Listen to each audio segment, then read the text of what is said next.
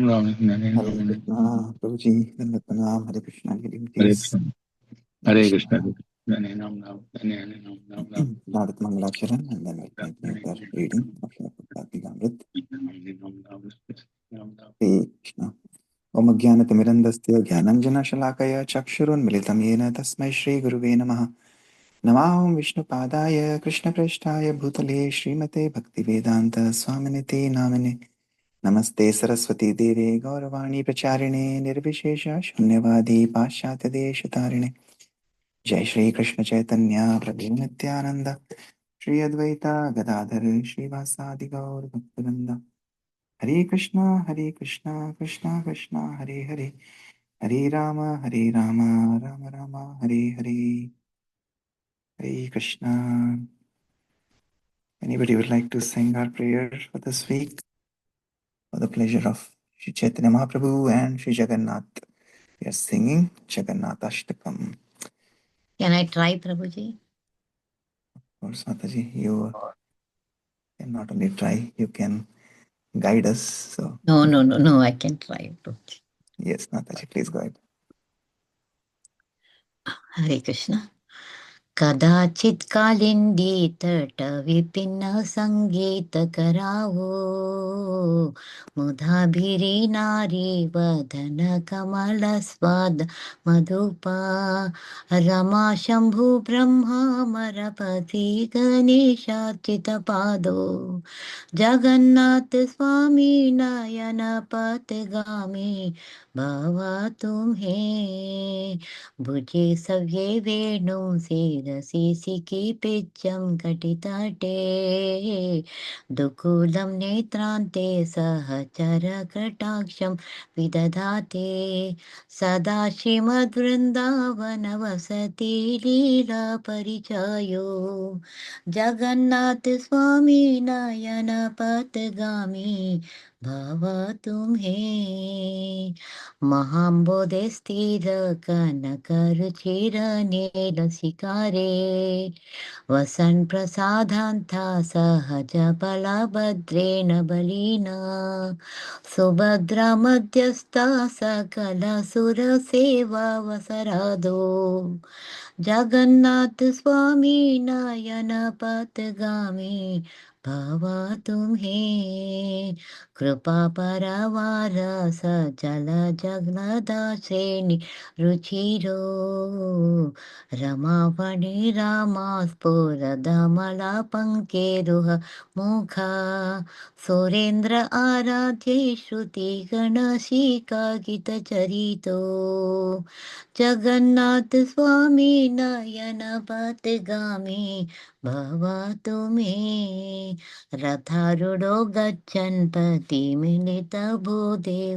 पताले स्तुति प्रदुर्भावं प्रतिपदम् उपाकर्ण्य सदाय दया सिन्धुर्बन्धु सकल जगतां सिन्धु सुताय जगन्नाथ स्वामी नयन पथगामी भवतु मे परं ब्रह्म पीड गोवलयदलो पुल्लनयनो निवासी नीलाद्रौ निहितचरणोऽनन्त शिरसि रसानन्दो राधा सरसवपुर आलिङ्गनसुखो जगन्नाथ स्वामी नयन पथगामी भवतु मे न वैयाचे राज्यं न च कनकमाणिक्य विभावम् न याचेऽहं रम्यं सकलजनकाम्यं वरवाधुं सदा काले काले प्रमथपतिना गीतचरितो जगन्नाथ स्वामी नयन पथगामी भवतु मे हरत्वं संसारं धृतातरम् आसारं सुरपते हरत्वं पापानं विदतिम् अपारं यादव पते अहो दिनेनाते निहितचरणो निश्चितमिदम् जगन्नाथ स्वामी नयन पथगामी भव तुम्हें। जगन्नाथाष्टकं पुण्यं यः पठे प्रयतत् शुचि सर्व पापा विशुद्धात्मा विष्णुलोकं स गच्छति। हरे कृष्ण कृष्ण कृष्ण हरे हरे, हरे रामा राम राम हरे हरे। थैंक यू प्रभु जी। हरे कृष्णा, दंडवत प्रणाम। Hare Krishna. Thank you, Mataji. Very nice. Anybody would like to read the translation? I can read, Prabhuji. Yes, Aarti Mataji, please. Translation. Sometimes in great happiness, Lord Jagannath makes a loud concert with his flute in the groves of the bank of the Yamuna. He is like a bumblebee tasting the beautiful lotus like faces of the cowherd damsels of Praja, and great personalities such as Lakshmi, Shiva, Brahma, Indra, and Ganesha worship his lotus feet. May that Jagannath Swami be the object of my vision. In his left hand, Lord Jagannath holds a flute. On his head, he wears peacock feathers, and on his hips, he wears fine yellow silken cloth. From the corner of his eyes, he bestows sidelong glances upon his loving devotees, and he always reveals himself through his pastimes in his divine abode of Vrindavan. May that Jagannath Swami be the object of my vision.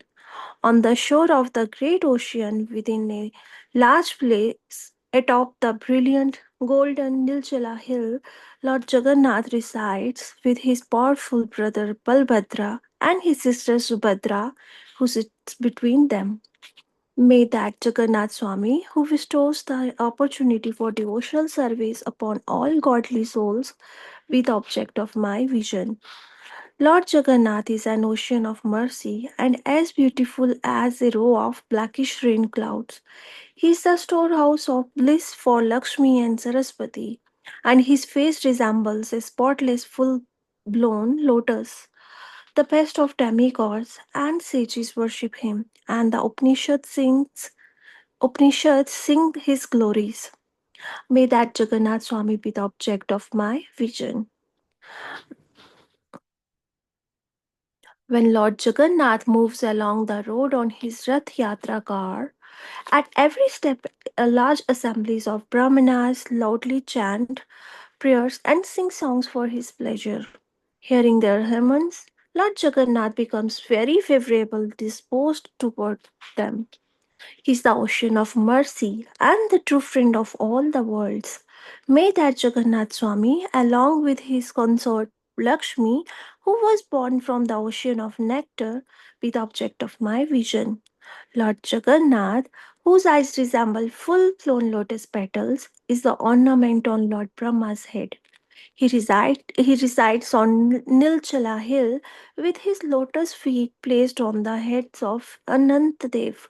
Overwhelmed by the mellows of love, he joyfully embraces Srimati Radharani's body, which is like a cool pond. May that Jagannath Swami be the object of my vision. I do not pray for a kingdom, nor do I pray for gold, rubies, or wealth. I do not ask for a beautiful wife as desired by all men. I simply pray that Lord Jagannath Swami, whose glories Lord Shiva always sings, may be the constant object of my vision. O Lord of the demigods, please quickly remove this useless material existence I am undergoing. O Lord of the Yadus, please destroy this vast, shoreless ocean of sins. Alas, this is certain Lord Jagannath bestows his lotus feet upon those who feel themselves fallen and have no shelter in this world but him. May that Jagannath Swami be the object of my vision. The self retrained, virtuous soul who recites these 8 verses glorifying Lord Jagannath becomes cleansed of all sins and duly proceed to Lord Vishnu's abode. Hare Krishna. Hare Krishna. Thank you, Aarti Mataji and Shamakaruna Mataji for the wonderful prayer. Shri Jagannath Ashtakam ki jai, Shri Adi Shankaracharya ki jai. He's saying, Adi Shankaracharya has written this prayer, and he himself is saying, whose glories Lord Shiva always sings, Jagannath Swami. And may he be the constant object of my vision. Yeah, we are missing company of our wonderful devotee family from Cincinnati here on the call, but Nalin Prabhu and Pragyan Mataji, hopefully they are in Jagannath Puri right now. So Jagannath Swami is the object of their vision, but not just physically, even like we are reading from Srila Prabhupada Lilamrit, even in the mood of separation, we can always remember, and we remember the Lord reciprocates, and may he be the object of vision in our hearts. So thank you, Shyama Karuna Mataji, for the nice singing. Just like we were saying, I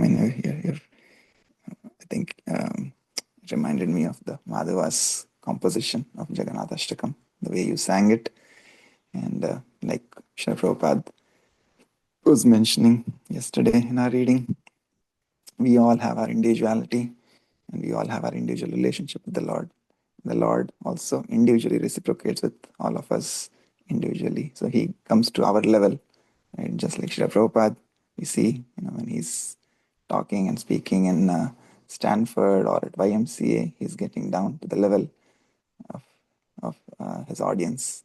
With Hayagriva Prabhu, he's talking, he's getting down to his level. So similarly, the Lord also comes to our own level. So we can always have our own individual reciprocation of love with the Lord, and he has the same with all of us. Thank you so much for the wonderful prayers. So let's continue from Srila Prabhupada Lilamrit. We are continuing on chapter 24, New Jagannath Puri. So yesterday we saw Prabhupada is continuing to narrate the various pastimes of Chaitanya Mahaprabhu, and he wants those to be composed into a play. And then, of course, he was lecturing at Stanford and at YMCA. Stanford also reminded me of the famous speech that Steve Jobs gave at Stanford. And he also remembered ISKCON and the prasadam that he used to get on Sundays when he was in a not very materially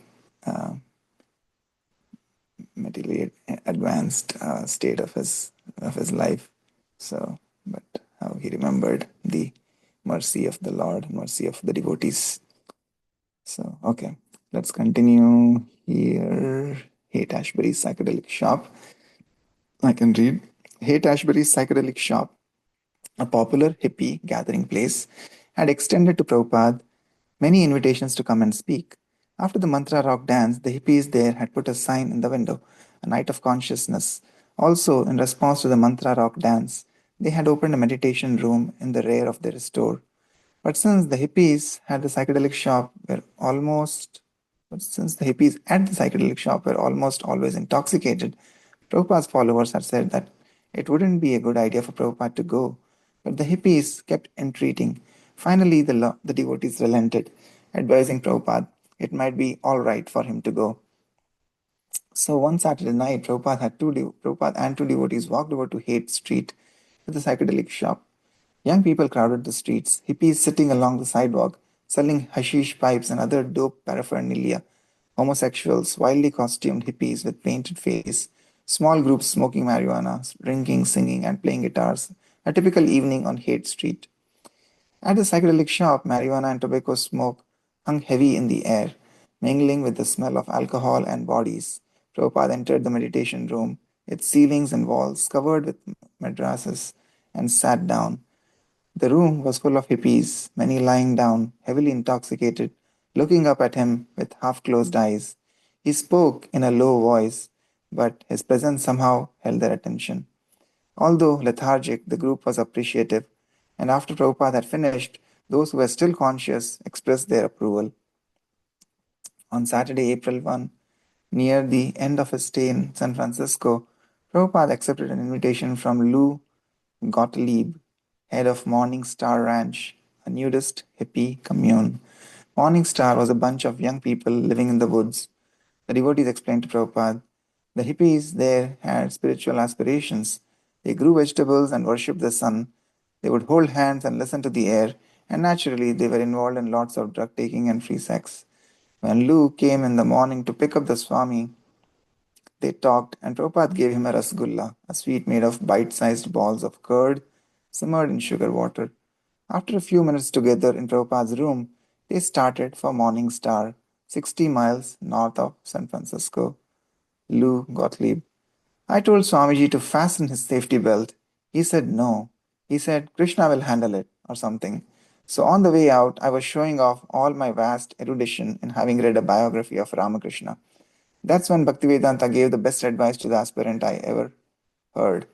We were talking about Ramakrishna and Vivekananda and Aurobindo and this and that. So he said, putting a gentle hand on my knee, when you have found your true path, all further investigation of comparative religion is merely sense enjoyment. Situated in a forest of redwoods, more than 200 feet tall, Morning Star Ranch occupied what had once been an egg farm. Some of the land had been cleared for farming. There were a few tents, some unsubstantial little huts, a couple of tree houses, but the only decent insulated building was Lou's place, an old chicken house. The commune had about 100 full-time members, with the number of residents rising to as many as 300 on the weekends in the warm weather, when people would come out to work in the garden or just walk around naked and get high. Prabhupada arrived at 1 in the afternoon on a beautiful sunny day. He first wanted to rest, so Lou offered his own house. Walking to Lou's place, Prabhupada noticed a few nude men and women hoeing in the garden. One of the workers, a short, stocky young man, Herbie Bresak, stopped his work in the garden and came to greet the Swami. Herbie. Lou Gottlieb introduced us. We were planting potatoes at the time. He said, "This is Swami Bhaktivedanta." I came out of the garden and shook Swamiji's hand. I said, "Hello, Swami." He asked me, "What are you doing?" I told him that I was just planting potatoes. He then asked me what I was doing with my life. I didn't answer. After resting for a few minutes, Prabhupada was ready for the kirtan. He and Lou went to a hilly pasture where the hippies had placed a wooden seat for Prabhupada before a bower of wild flowers arranged like a band shell. Prabhupada took his seat and began chanting. The commune members, all of whom had been anticipating the Swami's visit, gathered eagerly for the group meditation. Mike Morrissey. Some people had clothes on, some people didn't. Some were dancing around, but Swamiji wasn't looking at our bodies. He was looking at our souls and giving us the mercy we needed. The Kirtana was well received. One of the members of the commune was so enthralled by the Kirtan that he decided to put on his clothes and go back to San Francisco with the Swami. Prabhupada spoke very briefly, and then he prepared to leave, shaking hands and exchanging courtesies as he walked to the car. Although Srila Prabhupada hadn't spoken much philosophy, his kirtan left a deep impression on the hippies at Morning Star.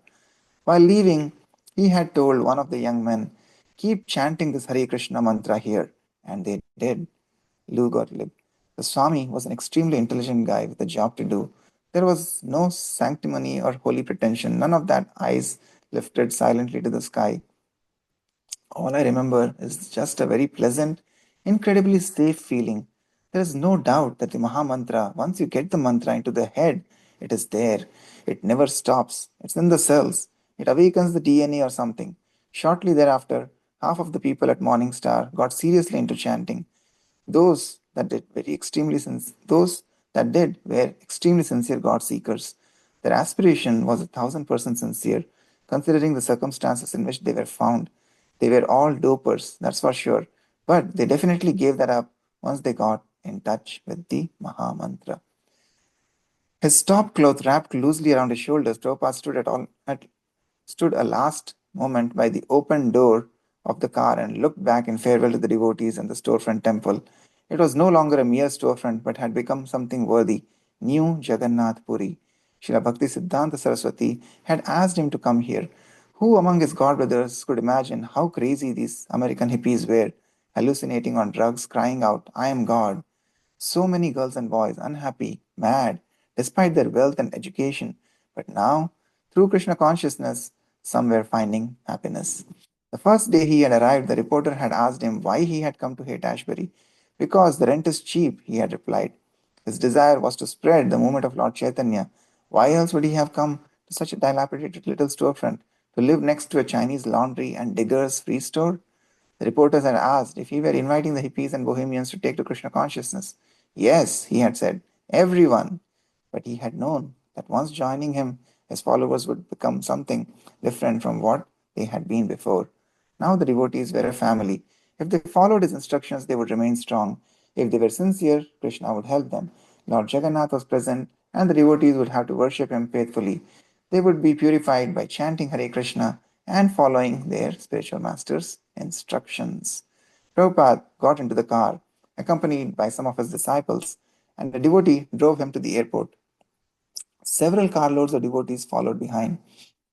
At the airport, the devotees were crying, but Prabhupada assured them he would return if they would hold a Rath Yatra festival. You must arrange a procession down the main street, he told them. Do it nicely. We must attract many people. They have such a procession yearly in Jagannath Puri. At this time, the deity may leave the temple. He would have to return, he knew, to tend the delicate devotional plants he had placed in their hearts. Otherwise, how could he expect these neophytes to survive in the ocean of material desires known as Haight Ashbury? Repeatedly, he promised them he would return. He asked them to cooperate among themselves. Mukunda, Shyamsundar, Gurudas, Jayanand, Subala, Gaurasundara, Hayagriva, Haridas, and the girls. Only 2.5 months ago, he had arrived here at this very terminal, greeted by a throng of chanting young people. Many were now his disciples, although just barely assuming their spiritual identities and vows. Yet he felt no compunctions about leaving them. He knew that some of them might fall away, but he couldn't stay with them always. His time was limited. Srila Prabhupada, the father of 2 small bands of neophytes, tenderly left one group and headed east, where the other group waited in a different mood, a mood of joyful reception. Continue, chapter 25. Chapter 25. Our master has not finished his work. There was no warning that Srila Prabhupada's health would break down, or if there were, no one heeded it. As he moved from his devotees in San Francisco to his devotees in New York, no one passed any words that Swamiji should slow down. After the 5.5-hour jet flight, Prabhupada spoke of a blockading in his ears, but he seemed all right. He didn't rest, but went straight through the festive airport reception into 3 hours of strong lecturing and chanting in the storefront at 26 Second Avenue. To his New York disciples, he appeared dazzling and lovable, and by his presence, his glances, and his words, he increased their Krishna consciousness. To them, his advanced age, now nearing 72 years, was but another of his transcendental features. He was their strength, and they never thought to consider his strength. In the temple, speaking from a new dais behind a velvet-covered lectern, Prabhupada said, in my absence, things have improved. New paintings hung on the freshly painted white walls. Otherwise, it was the same tiny storefront where he had begun his International Society for Krishna Consciousness. He had written them that he wanted to enter the new building on his return, but they had failed, and they had foolishly lost $6,000. But without dwelling on this, Prabhupada made a more important observation. His disciples, despite the physical absence of their spiritual master, had made progress by following his instructions. As he sat looking happily at the freshly painted walls and the bright faces of his disciples, Prabhupada explained how one obtained expertise in Krishna consciousness by submissively following the spiritual master. He gave the example that although an engineer's apprentice may not be expert, if he turns a screw under the direct supervision of the expert engineer, he is acting as an expert. Many of the devotees were relieved to hear this. They knew that giving up material desires was difficult and that they weren't going to become completely pure devotees overnight. Brahmananda had even written a poem stating that if after many lifetimes he could chant one round of Hare Krishna mantra with attention, he would consider this the greatest success. But Prabhupada was explaining that even if they weren't expert in love of Krishna, if they worked under an expert, they were also acting as experts. The next morning, with the fanfare of Prabhupada's arrival past, it became apparent just how dependent the devotees were on their spiritual leader. The attendance was down to the dozen or so regulars, and Prabhupada silently entered the storefront and began to lead the chanting. But when the moment came for the devotees to sing in response, and Prabhupada heard their first chorus, he looked out to them, startled and compassionate. Now he could hear. They were weak, more like croaking than singing. They had deteriorated in his absence.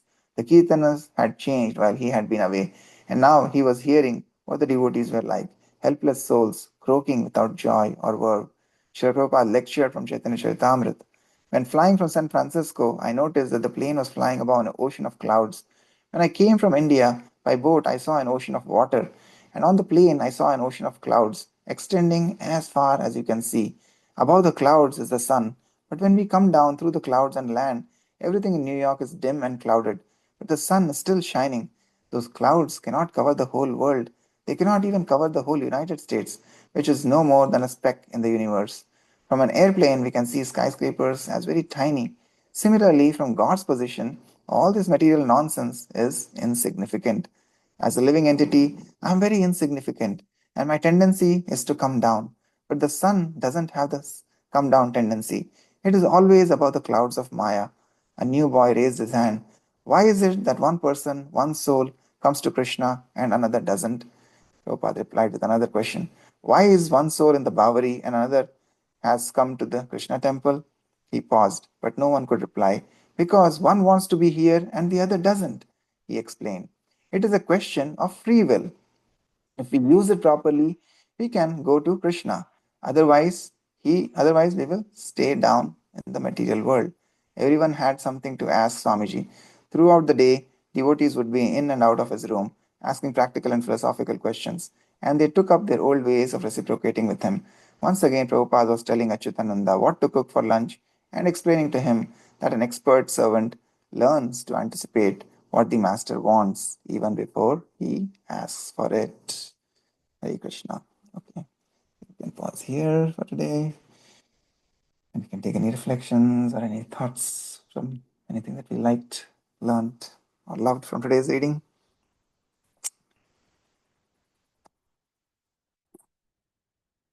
It's a question of free will, like Prabhupada says here at the end. Mhm.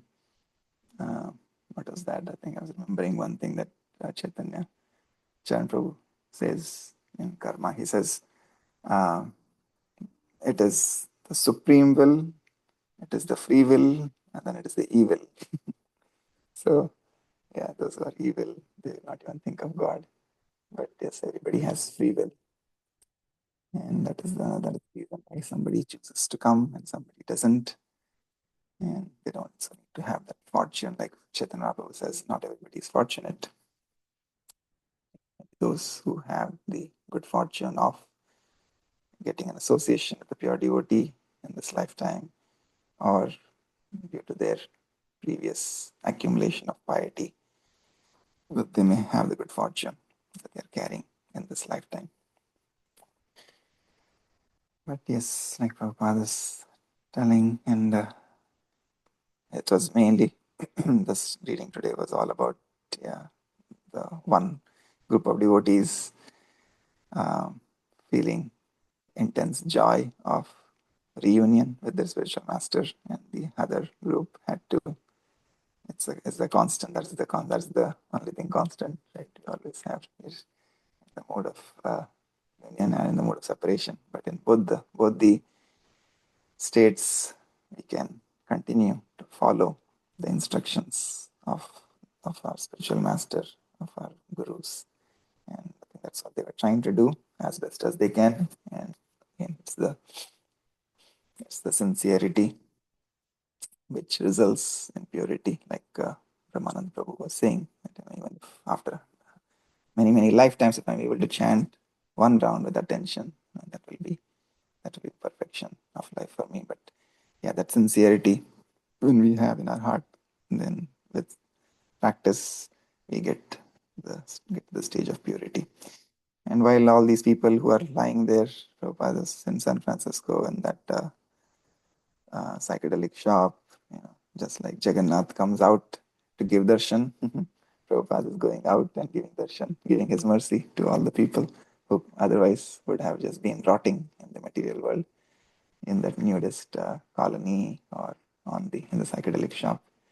So all glories to the pure devotees of the Lord who go out and distribute this mercy so that all these materially fallen people like me and like many others in this western part of the world can get uplifted.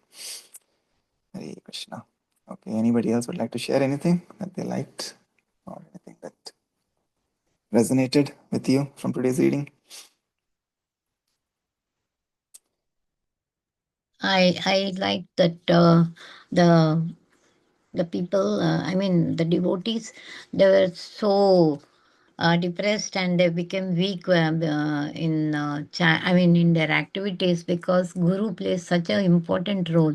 So I felt that Guru is very, very important in everybody's life, and we have to follow his instructions. And uh, so that was the one thing which I liked it, Prabhuji. So we need a very, very nice, Guru in our life to lead us to the right path. Yeah, that is true, Mataji. Without, if we can think our lives, at least I can think, all of us, I'm sure we have all had, like I said, we all have individuality, we all have our own individual relationship with the Lord and with our Guru as well. And yeah, out of the billions and just the human living beings, we are saying, humans itself has like what, 8.2 billion. I was thinking the other day, 8.2 billion on planet Earth alone.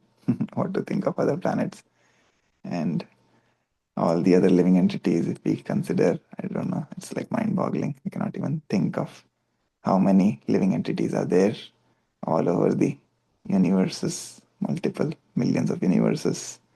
Yet Krishna and the Lord has individual relationship with each of them, just like a guru has. But of course, he appears or he manifests himself as guru in our lives. So the mercy of Krishna through the mercy of our guru is something that is very, very special. And yes, without that mercy, yeah, we'll be nowhere. So just the amount of transformation by following, again, the main thing is following the instructions of a guru, right? Tadvidi pranipatena pariprashnena sevaya. So when we follow the instructions, then even though the guru is not there physically with us, he's always there with us. He's always guiding, and that guidance is the guidance of the Lord, because the guru is just the transparent via medium. But yes, without guru's entry in our lives, what our lives were, we can all think of for ourselves, whenever our journey started, before and after. as we see the pictures, we can see our life before the entry of our guru and after the entry of our guru, how it has been transformed. And if we sincerely follow their instructions, like I said, then they are always there with us continuously to guide us until the last stage, when we develop love of God and then we go back home. Because Guru will always continue to be with us and they'll always continue to come back. That is their promise. They will not leave their sincere disciples alone in this rotting material world. So we just have to hold on, like Anandini Mataji was saying the other day, hold on to the dhoti of our Guru, and he will take us back home, back to Godhead. Hare Krishna. Thank you for sharing, Shamakarna Mataji. Anybody else would like to say anything?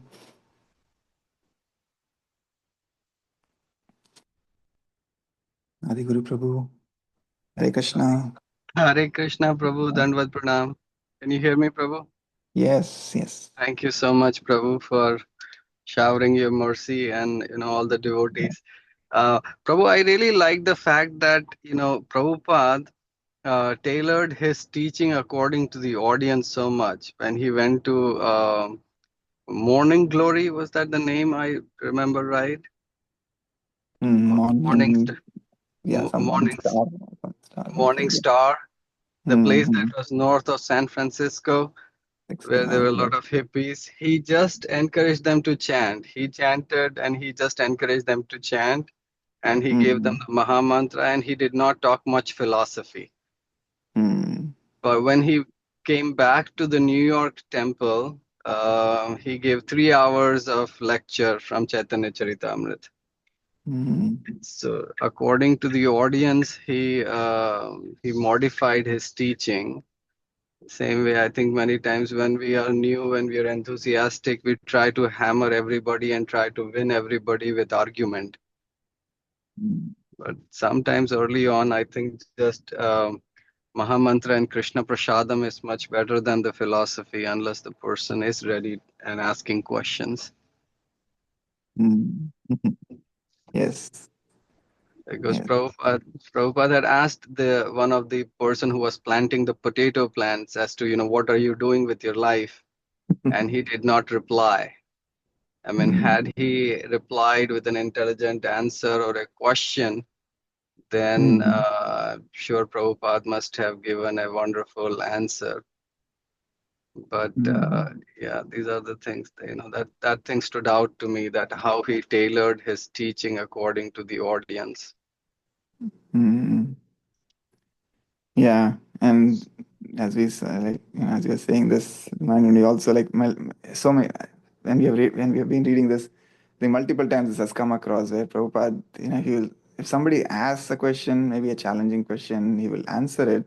But if they Mm, continue to challenge, eventually he will just start like the kirtan, right? Like yeah, even yesterday in Stanford, the students were dancing and enjoying the kirtan, but then they started challenging about government and about military draft and all of that. And then when he responded, they didn't acknowledge or didn't agree. Eventually, he just started the kirtan, right? So I think that was his that was his like Brahmastra, right? The kirtan. master.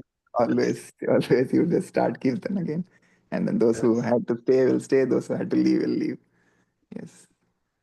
Yeah. So. In fact, also in the book that I'll build you a temple in Juhu, Hmm. um, Giriraj Swami Maharaj points this out, that a lot of troubles that he had actually got better by the weekend with the chanting.